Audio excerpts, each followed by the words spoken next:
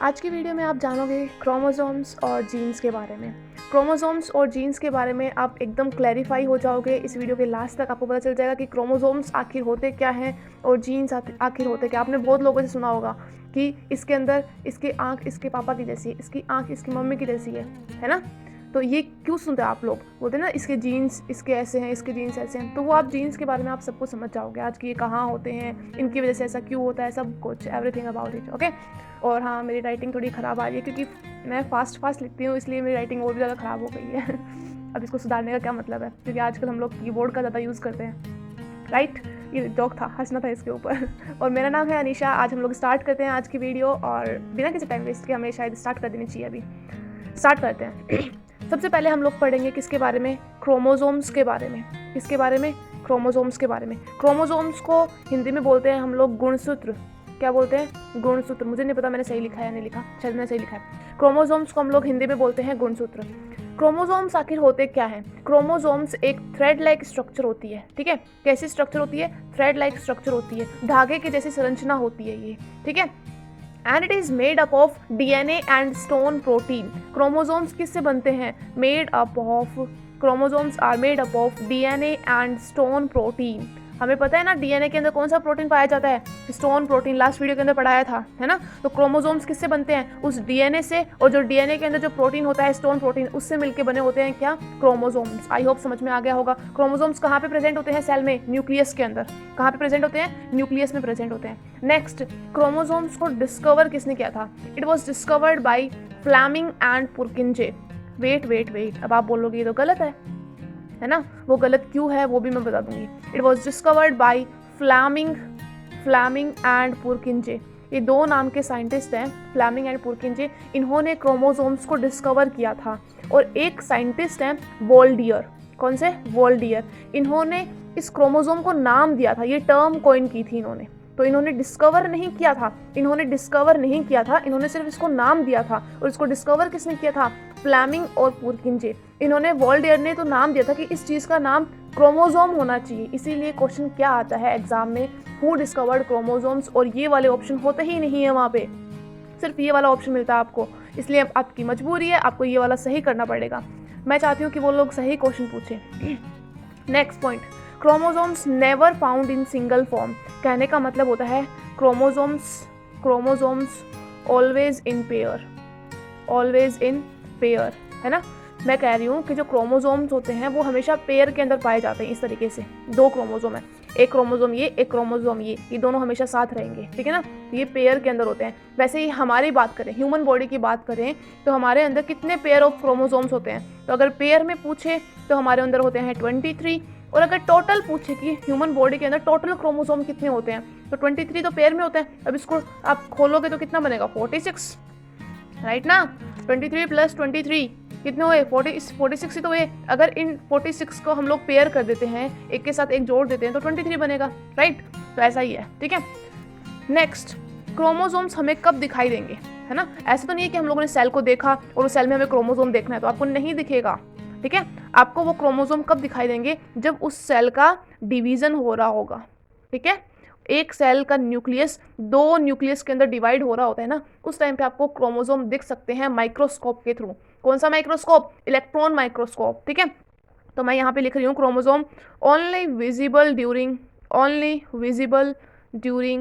During cell division. ये बहुत ज़्यादा इंपॉर्टेंट क्वेश्चन है, बहुत सारे एग्जाम में पूछा गया है कि क्रोमोसोम्स आपको कब दिखाई देते हैं, ओनली सिर्फ सेल डिवीजन के टाइम पे, ठीक है। सिर्फ और सिर्फ सेल डिवीजन के टाइम पे हमें क्रोमोसोम्स दिखाई देते हैं। नेक्स्ट क्या है, नेक्स्ट ये है, हमारे बॉडी के अंदर मैंने अभी बोला कि 23 पेयर्स होते हैं क्रोमोसोम्स के, ठीक है। किसके अंदर, ह्यूमन बॉडी के अंदर। HB का मतलब है ह्यूमन बॉडी, ना कि हीमोग्लोबिन, ठीक है। 23 पेयर्स होते हैं। ये 23 पेयर दो पार्ट के अंदर डिवाइड होते हैं हमारी बॉडी के अंदर। एक पार्ट का नाम होता है क्या, ऑटोसोम्स, और दूसरे पार्ट का नाम होता है एलोसोम्स। क्या होता है, एलोसोम्स। ये जो ऑटोसोम्स होते हैं ये तो मेल और फीमेल में सेम होते हैं, ठीक है, सेम होते हैं मेल और फीमेल में। इसके अंदर आते हैं 22 पेयर्स। 22 पेयर्स तो यहाँ पे ऑटोसोम्स ने ले लिए। अब बचा कितना, एक पेयर बचा, 23 पेयर थे, एक पेयर बचा। एक पेयर होता है एलोसोम्स का। एलोसोम्स डिफरेंट होते हैं, different in male and female, ठीक है। नर और मादा के अंदर, मेल एंड फीमेल के अंदर डिफरेंट होते हैं ये एलोसोम्स, और यही इसी के पास कितना होता है, एक पेयर होता है, क्योंकि 23 पेयर थे, 23 में से 22 तो ऑटोसोम्स ने ले लिए, एक बचा, एक ले लिया एलोसोम ने, ठीक है। अब इसी एलोसोम को हम लोग बोलते हैं सेक्स क्रोमोसोम। कौन सा chromosome, sex chromosome. Sex chromosome क्यों बोला, आपने देखा होगा कि मेल के पास होता है XY, है ना, और फीमेल के पास होता है XX, है ना। मेल के पास होता है XY और फीमेल के पास होता है XX। अब ये X तो ऑलरेडी है ही इनके पास, डिपेंड करता है कि फीमेल के पास X आएगा और मेल के पास Y आएगा। ये वाला आता है, ये वाला ऑलरेडी इनके अंदर प्रेजेंट होता है, सिर्फ ये वाला एक आता है ना, ये वाला एक आता है। अगर X आता है तो वो लड़की फीमेल होगी, और अगर Y आता है तो वो मेल होगा। इस तरह से होता है, ये होते हैं सेक्स डिटरमाइंड। अगर क्वेश्चन ये आता है कि हमारे कौन से क्रोमोसोम से हमें पता चलता है कि हमारा सेक्स कौन सा होगा, तो वो होते हैं एलोसोम्स, ठीक है। कौन से होते हैं वो, एलोसोम्स। अब देखो गर्ल की कंडीशन कब होती है, जब 44 + XX होगा तो गर्ल होगी। 44 + XX का मतलब क्या है, मैंने कहा था हमारे अंदर टोटल 46 क्रोमोसोम्स होते हैं, 46 में से 44 तो हमारे क्या होते हैं, ऑटोसोम्स होते हैं, जो कि मेल और फीमेल में सेम होते हैं, और जो ये XX है ये एक बच गया, 45 46, 44 तो ये है, 45 46 दो ये हो गए। ये तो वाला ये जो एक X होता है ये तो मेल और फीमेल में होता ही होता है। अब आगे डिपेंड करेगा कि मेल होगा या फीमेल होगा। अगर X आया तो गर्ल होगी, और अगर यहाँ पे Y आ गया तो बॉय होगा, है ना। तो ये वाली कंडीशन होती है गर्ल की, और 44 + XY ये वाली कंडीशन होती है बॉय की, ठीक है। ये वाली कंडीशन होती है बॉय की। नेक्स्ट टॉपिक क्या है, सबसे ज़्यादा इंपॉर्टेंट है क्रोमोसोम्स इन नंबर्स। क्रोमोसोम्स इन नंबर्स का मतलब क्या है, क्रोमोसोम इन नंबर्स का मतलब है, मैं आपको कुछ एग्जाम के अंदर कुछ चीज़ें होती हैं, कुछ लिविंग बींग्स होते हैं जिनके क्रोमोसोम्स पूछते हैं नंबर के अंदर। अगर नंबर के अंदर आपको याद हो गए तो आप खुद बना सकते हो, ठीक है। वैसे ही अगर ह्यूमंस का पूछ लिया तो ह्यूमंस के अंदर होते हैं 46। ऐसे अगर चिंपांजी के अंदर पूछ लिया तो चिंपांजी के अंदर होते हैं 48। डॉग के अंदर पूछ लिया तो डॉग के अंदर होते हैं 78। कैट के अंदर होते हैं कितने, 38। नेक्स्ट फ्रॉग के अंदर होते हैं, फ्रॉग के अंदर 26। मॉस्किटो के अंदर होते हैं 6। मॉस्किटो के अंदर बहुत कम होते हैं, 6 ही क्रोमोसोम होते हैं सिर्फ। पी प्लांट जिसके ऊपर मेंडल ने वर्क किया था, कितने होते हैं, 17, है ना। नेक्स्ट एलिफेंट के अंदर कितने होते हैं, एलिफेंट के अंदर होते हैं 56। 1 मिनट, पी प्लांट में होते हैं 14, सॉरी यहाँ पे 14 होगा, ठीक है, क्योंकि वहाँ पे 7 ही तो लिए थे ना हम लोगों ने, सॉरी 7 + 7, है ना। हम लोगों ने वहाँ पे 7 कैरेक्टरिस्टिक्स ही तो लिए थे पी प्लांट के अंदर, तो वहाँ पे 14 ही होंगे यहाँ पे, ठीक है।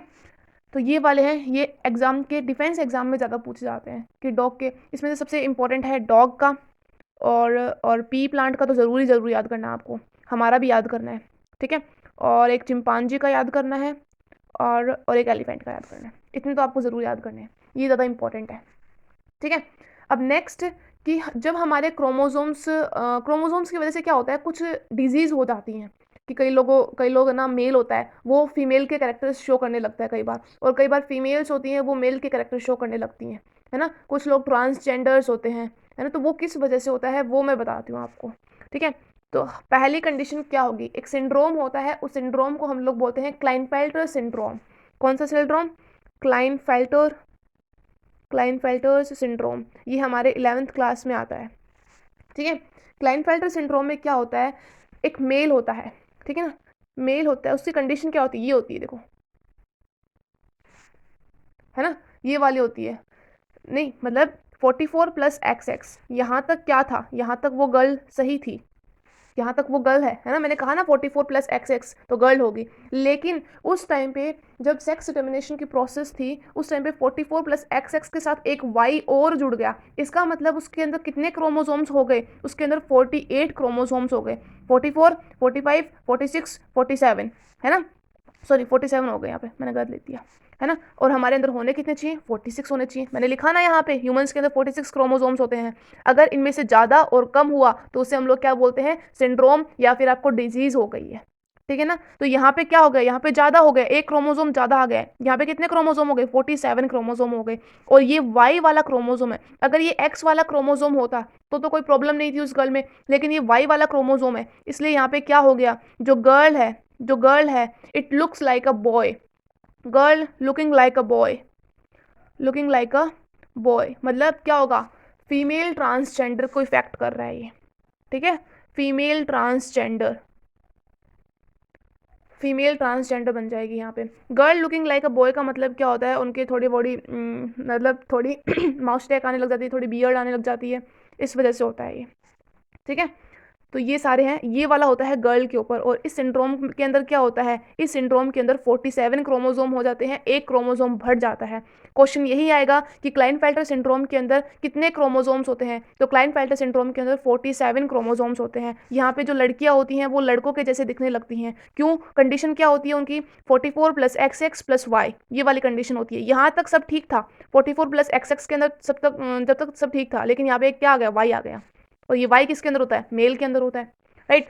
वैसे ही अगर मेल के अंदर हो तो क्या होगा, मेल की कंडीशन ये होती है 44 + XY + X। यहाँ तक वो क्या है, यहाँ तक वो एक बॉय है, यहाँ तक वो एक लड़का है। 44 + XY मैंने लिखा ना यहाँ पे ऊपर, 44 + XY क्या है, ये बॉय है एक। लेकिन अगर इस XY के नीचे यहाँ पे X जुड़ जाता है ना, और ये X किसके अंदर होता है, फीमेल के अंदर होता है ना।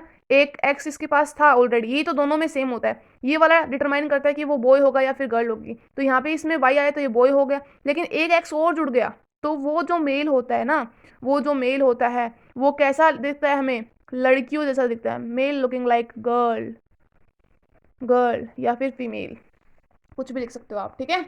तो ये वाली कंडीशन है 44 + XY + X। ये वाली कंडीशन क्या होती है, जिसमें मेल्स होते हैं वो फीमेल्स की तरह दिखने लग जाते हैं, ठीक है। जिनकी मतलब कुछ ब्रेस्ट फॉर्मेशन ज़्यादा होने लगती है उनकी, है ना, उनकी आपको चाल में भी पता चलेगा, ठीक है, ऐसे कुछ होता है। नेक्स्ट, ये क्या है, ये यहाँ पे बन गया मेल ट्रांसजेंडर। और एक बात बता देती हूँ, जो ये ट्रांसजेंडर होते हैं ये कभी भी रिप्रोड्यूस नहीं हो पाते हैं, ठीक है। इनका कभी भी रिप्रोडक्शन प्रोसेस नहीं हो पाती है, इनके अंदर कभी भी प्रजनन नहीं हो पाता है, ठीक है। तो मैं यहाँ पे लिख रही हूँ, ट्रांसजेंडर्स कांट रिप्रोड्यूस, ठीक है। ट्रांसजेंडर होते हैं वो कभी भी रिप्रोड्यूस नहीं कर पाते हैं खुद को। तो ये वाला रीज़न है, कौन सा reason, Klinefelter syndrome. Klinefelter syndrome के अंदर क्वेश्चन ये आएगा कि क्रोमोसोम बढ़ता है या घटता है, तो क्रोमोसोम यहाँ पे बढ़ते हैं, 47 क्रोमोसोम्स हो जाते हैं, ठीक है। नेक्स्ट, अब हम लोग पढ़ेंगे जीन्स के बारे में, ठीक है। जीन्स के बारे में अब हम लोग पढ़ेंगे। इतनी देर हम लोगों ने किसके बारे में पढ़ा, इतनी देर हम लोग क्रोमोसोम्स के बारे में पढ़ रहे थे, लेकिन अब हम लोग जीन्स के बारे में पढ़ेंगे। नेक्स्ट, स्टडी ऑफ जीन की स्टडी करना ही क्या होता है, जेनेटिक्स का मतलब क्या होता है, जीन्स के बारे में स्टडी करना, है ना। जीन्स को किसने डिस्कवर किया था, genes was discovered by Johnson नाम के साइंटिस्ट हैं, इन्होंने जीन को डिस्कवर किया था। जॉनसन को आप ऐसे याद करो, वो छोटे बच्चों के लगाते हैं ना जॉनसन्स बेबी पाउडर, ऐसे तो वैसे आप याद करो इसको, ठीक है। नेक्स्ट, जीन आखिर होता क्या है, जीन अगर इसकी डेफिनेशन पूछे, इसकी डिफाइन, इसकी परिभाषा कुछ भी पूछता है तो आपको ये परिभाषा देनी है, gene was the segment of DNA, ठीक है। Gene was the segment of DNA, segment का मतलब होता है खंड, ठीक है ना। डीएनए का एक खंड होता है जीन, जैसे कि ये एक डीएनए है, यहाँ पे जीन प्रेजेंट होगा, यहाँ पे जीन प्रेजेंट होगा, यहाँ पे, तो ये इसको काट लेंगे हम लोग, तो ये क्या हो गया, एक सेगमेंट हो गया, है ना। यहाँ से हम लोगों ने इस जीन को निकाल लिया, तो ये क्या, यहाँ पे क्या था, जीन था। समझ में आ गया, इस तरह से जीन्स का काम क्या होता है, it transfers genetic character. Genes का काम होता है कि ये जेनेटिक कैरेक्टर को ट्रांसफ़र करते हैं एक जनरेशन से दूसरी जनरेशन में। कहने का मतलब है, आपकी जो हरकतें हैं, आपकी वो हरकतें आपकी मम्मी पापा से या फिर आपके पूर्वजों से मैच हो रही होती हैं, ठीक है ना। हरकतें का मतलब बुरी वाली हरकतें और नहीं है, हरकतें अच्छी भी होती हैं, ठीक है। तो आपके जो काम हैं, आप जो काम करते हो, कुछ भी आप दिखते हो, है ना, आपके अंदर जो हैबिट्स हैं वो आपके पूर्वजों से ही होती हैं, और कुछ ऐसी हैबिट्स होती हैं जिनको आप अपनी लाइफ में नया बनाते हो, ठीक है। वो चाहे अच्छी भी हो सकती हैं, वो बुरी भी हो सकती हैं, वो डिपेंड करता है आपके ऊपर, ठीक है। तो it transfers genetic character from one generation to next generation या फिर अनदर जनरेशन। अब देखो, एक कैरेक्टर को ट्रांसफ़र करता है सिर्फ एक जीन। ऐसा नहीं है कि बहुत सारे जीन मिलके, ग्रुप में मिलके एक कैरेक्टर को ट्रांसफ़र करेंगे, नहीं। एक कैरेक्टर, अगर आपकी चाल आपकी मम्मी की जैसी है, तो वो एक जीन आएगा, चाल वाला जीन आएगा, वो उस कैरेक्टर को ट्रांसफ़र करेगा, ठीक है। जीन वॉज द क्वेश्चन ये आता है कि हमारे जेनेटिक्स की स्मॉलेस्ट यूनिट कौन सी होती है, सबसे छोटी इकाई कौन सी होती है जेनेटिक्स की, आनुवांशिकी की, तो वो कौन सी होती है? Gene was the smallest unit of genetics. किसकी? आनुवांशिकी होती है ना, आनुवांशिकी में हम लोग किसकी स्टडी करते हैं? जीन की स्टडी करते हैं। आनुवांशिकी सबसे छोटी इकाई कौन सी होती है? तो सबसे छोटी इकाई होती है कौन सी? जीन, ठीक है। According to human genome project, एक प्रोजेक्ट आया था बहुत सालों पहले, उस प्रोजेक्ट का नाम क्या था? Human genome project. ये आपके 12th क्लास के अंदर आएगा, ह्यूमन जीनोम प्रोजेक्ट। इस प्रोजेक्ट के अंदर क्या बताया गया था कि एक ह्यूमन बॉडी के अंदर टोटल जीन्स कितने होते हैं? तो एक ह्यूमन बॉडी के अंदर टोटल जीन्स कितने होते हैं? 30,000 टू 34,000 इतने जीन्स होते हैं एक ह्यूमन बॉडी के अंदर, according to human genome project, ठीक है। तो ये था जीन के बारे में। आई होप आपको समझ में आया होगा अच्छे से। हम लोगों ने क्रोमोसोम्स पढ़ लिए हैं, जीन्स पढ़ लिए हैं। आई होप आपके दोनों डाउट्स क्लियर हो गए होंगे, ठीक है। अब आज की वीडियो काफ़ी शॉर्ट बनी है, लेकिन मैं चाहती हूँ मैं कुछ और भी पढ़ाऊँ, तो हम लोग आगे के ऑर्गेनेल्स और पढ़ लेते हैं। मैं पहले आप क्लैरिफाई कर देती हूँ कि हम लोग सेल के अंदर पढ़ रहे हैं। सेल के अंदर हम लोगों ने न्यूक्लियस पढ़ा। न्यूक्लियस के अंदर क्या होते हैं? क्रोमोसोम्स होते हैं, और क्या होता है? डीएनए होता है, और क्या होते हैं? जीन्स होते हैं। इसके अंदर हम लोगों ने न्यूक्लियस के अंदर जो चीज़ें होती हैं वो हम लोगों ने सारी पढ़ ली हैं, ठीक है। वो हम लोगों ने सारी पढ़ ली हैं। अब हम लोग क्या पढ़ेंगे? अब हम लोग वो वाली चीज़ें पढ़ेंगे जो सेल के अंदर mitochondria, vacuoles, Golgi body, lysosomes होते हैं, इन सब के बारे में पढ़ेंगे। तो आज की क्लास में मैं माइटोकॉन्ड्रिया भी पढ़ा रही हूँ। शायद मैं माइटोकॉन्ड्रिया पूरा ना पढ़ा पाऊँ क्योंकि माइटोकॉन्ड्रिया बहुत बड़ा है और वीडियो बहुत बड़ी हो जाएगी। नेक्स्ट है माइटोकॉन्ड्रिया। माइटोकॉन्ड्रिया को हिंदी में हम लोग क्या बोलते हैं? इसको हम लोग हिंदी में बोलते हैं सूत्रकणिकाएँ। क्या बोलते हैं? सूत्रकणिकाएँ। माइटोकॉन्ड्रिया एक ऑर्गेनेल होता है, सेल ऑर्गेनेल होता है ये, ठीक है ना। इसको अगर मैं बोलूँ तो ये सेकंड लार्जेस्ट सेल ऑर्गेनेल है। सबसे बड़ा सेल ऑर्गेनेल कौन सा था? न्यूक्लियस था। न्यूक्लियस के बाद में सेल के अंदर ऐसा कौन सा ऑर्गन होता है सेल का जो सबसे बड़ा होता है? तो वो होता है माइटोकॉन्ड्रिया, सूत्रकणिका, ठीक है। सबसे बड़ा कोशिकांग होता है सेल का कौन? सबसे बड़ा कोशिकांग होता है सेल का न्यूक्लियस। दूसरे नंबर पे सबसे बड़ा कोशिकांग होता है सेल का माइटोकॉन्ड्रिया। नेक्स्ट, माइटोकॉन्ड्रिया के कुछ अलग नाम और हैं। वो नाम क्या है? इसको हम लोग एनर्जी हाउस भी बोलते हैं, एनर्जी हाउस ऑफ सेल का इसको एनर्जी हाउस बोला जाता है, या फिर इसी को ही बोला जाता है पावर हाउस ऑफ सेल। क्या बोला जाता है? Power house of cell. इसी को सेल का एनर्जी हाउस बोला जाता है, इसी को ही सेल का पावर हाउस बोला जाता है, कोशिका का ऊर्जा घर, ठीक है। वो क्यों बोला जाता है वो सब पता चल जाएगा आपको थोड़ी देर बाद में। नेक्स्ट पॉइंट क्या है? It look like prokaryotic cell but it is absent in prokaryotic cell. ये कैसा दिखाई देता है? ये एक प्रोकैरियोटिक सेल, जैसे आपने कभी प्रोकैरियोटिक सेल और यूकैरियोटिक सेल में देखा होगा कि दोनों कैसे दिखाई देती है। जैसे प्रोकैरियोटिक सेल बाहर से दिखाई देती है ना, इसकी स्ट्रक्चर भी वैसी ही होती है, ठीक है ना। मतलब मैं ये कहना चाहती हूँ कि जो प्रोकैरियोटिक सेल और जो माइटोकॉन्ड्रिया होते हैं ना, इन दोनों की स्ट्रक्चर तो हमें एक जैसी दिखाई देती है, लेकिन जो माइटोकॉन्ड्रिया होता है वो प्रोकैरियोटिक सेल में एब्सेंट होता है और यूकैरियोटिक सेल में प्रेजेंट होता है। तो मैं यहाँ पे लिख रही हूँ, it look like prokaryotic cell but it is absent in prokaryotic cell। I hope समझ में आ गया होगा। नेक्स्ट पॉइंट देखते हैं नेक्स्ट पेज पे। नेक्स्ट पॉइंट ये है कि मैंने कहा था कि न्यूक्लियस के पास खुद का डीएनए होता है। क्वेश्चन ये आता है कि न्यूक्लियस के अलावा ऐसे कौन से 2 ऑर्गेनल्स और हैं जिनके पास खुद का डीएनए होता है। तो एक ऑर्गेनल है माइटोकॉन्ड्रिया और दूसरा ऑर्गेनल है क्लोरोप्लास्ट। क्लोरोप्लास्ट एनिमल सेल के अंदर नहीं होता है, वो होता है प्लांट सेल के अंदर। ठीक है, तो माइटोकॉन्ड्रिया के पास इट हैज़ ओन डीएनए, उसके पास माइटोकॉन्ड्रिया के पास खुद का डीएनए भी होता है। ठीक है ना, और वो डीएनए होता है वो कैसा होता है, उसकी शेप कैसी होती है, वो सर्कुलर डीएनए होता है। जो माइटोकॉन्ड्रिया के पास जो डीएनए होता है वो सर्कुलर होता है और सिंगल हेलिक्स होता है। ठीक है, लेकिन जो न्यूक्लियस के पास जो डीएनए होता है वो डबल हेलिक्स होता है। ठीक है, जो माइटोकॉन्ड्रिया के पास जो डीएनए होता है उस डीएनए को हम लोग बोलते हैं एम डीएनए। एम डीएनए का मतलब होता है sorry mitochondrial DNA. M DNA का मतलब होता है माइटोकॉन्ड्रियल डीएनए, क्योंकि ये माइटोकॉन्ड्रिया के पास है इसलिए इसका नाम एम डीएनए रखा गया। ठीक है, इसके पास खुद का डीएनए होता है, इसीलिए इसको हम लोग क्या बोल सकते हैं, इसीलिए इसको हम लोग बोल सकते हैं कि ये एक सेमी ऑटोनोमस बॉडी है। सेमी ऑटोनोमस बॉडी है। अर्ध स्वायत्त कोशिकांग, अर्ध स्वायत्त कोशिकांग। इसका मतलब क्या हुआ, सेमी ऑटोनोमस बॉडी का मतलब क्या होता है कि ये आधे काम खुद कर लेता है अपने। कैसे, क्योंकि इसके पास खुद का डीएनए है ना, तो इसके पास खुद के जीन्स होंगे, है ना, इसको इतना जोर नहीं आता होगा काम करने में, क्योंकि ये एनर्जी बनाता है ना, तो ये आधे से ज़्यादा काम तो खुद ही कर लेता है, और कुछ आधे जो काम बच गए वो ये सेल की हेल्प से करता है। तो ये आधे काम खुद कर लेता है, इसीलिए इसको हम लोग बोलते हैं सेमी ऑटोनोमस बॉडी, अर्ध स्वायत्त कोशिकांग। आई होप समझ में आ गया होगा, है ना।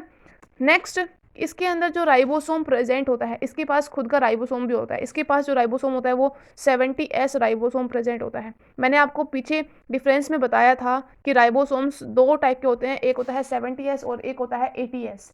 लेकिन जो माइटोकॉन्ड्रिया के पास जो राइबोसोम प्रेजेंट होते हैं वो कौन से होते हैं, 70S राइबोसोम। ठीक है, नेक्स्ट पॉइंट क्या है, नेक्स्ट पॉइंट है it is first originated cell organelle. सबसे पहले सेल के अंदर ये वाला ऑर्गेनल बना था, कौन सा, mitochondria. It is first originated cell organelle, cell organelle. ठीक है, मतलब कहने का मतलब है प्रथम उद्भिद कोशिकांग है ये, माइटोकॉन्ड्रिया है, ये सबसे पहले बना था सेल के अंदर, इसीलिए इसको मैंने लिखा it is first originated cell organelle. Next क्या होता है, ये एक डबल मेम्ब्रेन ऑर्गेनल है। कैसा ऑर्गेनल है, डबल मेम्ब्रेन ऑर्गेनल है। डबल मेम्ब्रेन का मतलब जैसे कि ये कोई माइटोकॉन्ड्रिया है, इसके बाहर 2 लेयर इसको प्रोटेक्ट करने के लिए ऐसे होती हैं। ठीक है, तो ये 2 लेयर हैं, एक लेयर ये एक लेयर ये, तो ये हो गया डबल मेम्ब्रेन ऑर्गेनल। दोहरे झिल्ली होती हैं इसके ऊपर। नेक्स्ट, माइटोकॉन्ड्रिया क्या काम करता है, it helps in cellular respiration. Mitochondria helps in cellular respiration. Cellular respiration का मतलब क्या हो गया, जो सेल्स के थ्रू जो श्वसन की जो प्रक्रिया होती है, सेल्स के थ्रू जो रेस्पिरेशन होता है, उस रेस्पिरेशन को हम लोग बोलते हैं सेलुलर रेस्पिरेशन। इसको हिंदी में बोलते हैं क्या, कोशिकीय श्वसन, कोशिकीय श्वसन। ठीक है, जो सेल्स के अंदर जो रेस्पिरेशन होता है उस रेस्पिरेशन को हम लोग बोलते हैं सेलुलर रेस्पिरेशन। तो क्वेश्चन ये आता है कि सेल का ऐसा कौन सा ऑर्गेनल है जो कि सेलुलर रेस्पिरेशन की प्रोसेस करवाता है, तो वो है माइटोकॉन्ड्रिया। ठीक है, अब वो सेलुलर रेस्पिरेशन की प्रोसेस कैसे होती है, देखो हमारे पास क्या होता है, सेल्स के पास क्या होता है, ग्लूकोज आता है C6H12O6, ब्लड में मिलके उनके पास ऑक्सीजन आती है, उससे वो क्या बनाते हैं, CO2 बनाते हैं, जिसको वो यूज़ नहीं करते हैं, है ना, H2O बनाते हैं, है ना, और एनर्जी बनाते हैं। ये एनर्जी होती है, ये कौन सी होती है, इस एनर्जी का नाम होता है ATP एनर्जी। ये एनर्जी बन गई, है ना, और इसको वो यूज़ करते हैं, इस एनर्जी को फिर हमारी सेल्स यूज़ करती हैं। इसीलिए तो मैंने पीछे क्या लिखा था, एनर्जी हाउस ऑफ सेल, है ना। और यहाँ पे ये क्या कर रहा है, एनर्जी जैसे बनेगी तो CO2 बाहर निकलेगी, O2 फिर से अंदर आएगी, इनहेल, है ना, एक्सेल इनहेल, ये सब होगा, राइट। तो यही सब क्या है, सेलुलर रेस्पिरेशन है। एनर्जी बन गई, हमें एनर्जी भी मिल गई, अब इनके पास एनर्जी आ गई तो ये वर्क करेंगे। फिजिक्स के अकॉर्डिंग वर्क कब कर सकते हैं हम लोग, जब हमारे पास एनर्जी होती है, राइट। नेक्स्ट मैं कुछ स्ट्रक्चर बना रही हूँ कि माइटोकॉन्ड्रिया अंदर से कैसा दिखता है। जैसे कि ये स्ट्रक्चर है, ये इसकी अंदर वाली लेयर है, राइट, ये अंदर वाली लेयर बना दी मैंने। नेक्स्ट कुछ ऐसे वाली स्ट्रक्चर और प्रेजेंट होती है, राइट। अब क्या होता है, अब यहाँ पे कुछ पार्टिकल्स प्रेजेंट होते हैं। इन पार्टिकल्स का एक नाम भी होता है, क्या, इन पार्टिकल्स का नाम होता है क्या? F1 particle. क्या नाम होता है? F1 particle. ठीक है, इन पार्टिकल्स का नाम होता है F1 पार्टिकल। F1 पार्टिकल्स को ही हम लोग क्या बोलते हैं? इनका दूसरा नाम क्या होता है? ऑक्सीसोम। अगर F1 पार्टिकल, क्वेश्चन ये आता है एग्जाम में कि F1 पार्टिकल्स किसके अंदर प्रेजेंट।